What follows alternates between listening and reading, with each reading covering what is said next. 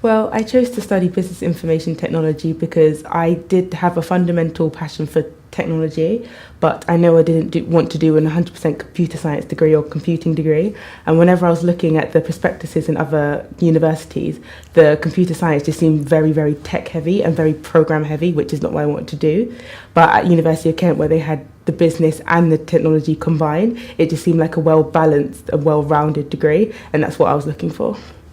An interesting piece of work that I did was loosely based around data science, which is quite a new topic in the IT world, so it's very, very interesting. So whenever you're doing your research, all the research that you find tends to be very current and very topical, and there's a lot of buzz around it, so it's quite exciting. And the project also had a lot of different aspects to it. You had to create a piece of software and create some models, evaluate those models, and do a presentation on it with a Q&A at the end. And because you had to do this, you needed to know what you were talking about. And working as a group, again, it had test your patience, but it was really, really interesting to find out different things about data science. I did my year in industry at the Walt Disney Company HQ in Hammersmith.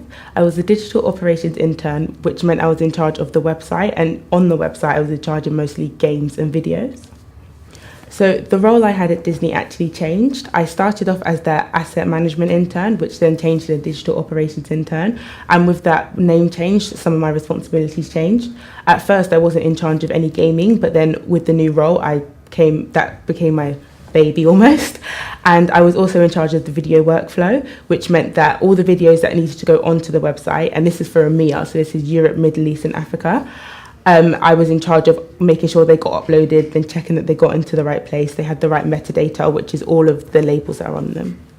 The KITC stands for Kent IT Consultancy, and it is students that are IT consultants for the Kent community, and what they do is we solve small business needs or technical needs.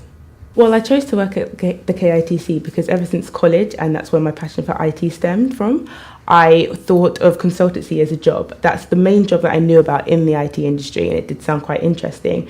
And then when I was doing my research about Kent and I came across this service, I thought it was a very, very good idea, especially as most universities don't actually have this. And to me, it seemed like a better option than the group project at the end, which it's still a good option and it's still good, but for me personally, I think the KITC suits me better.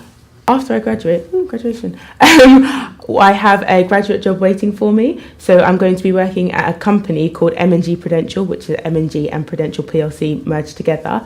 But I will be working at a child company of Prudential, which is called PGDS. And my title will be Service and IT Infrastructure, which is basically finding technical solutions for businesses. And it's more of an internal consultancy rather than external consultancy. And I think that's good for me because I would have had experience in external consultancy in the KITC and then internal consultancy in my new grad job.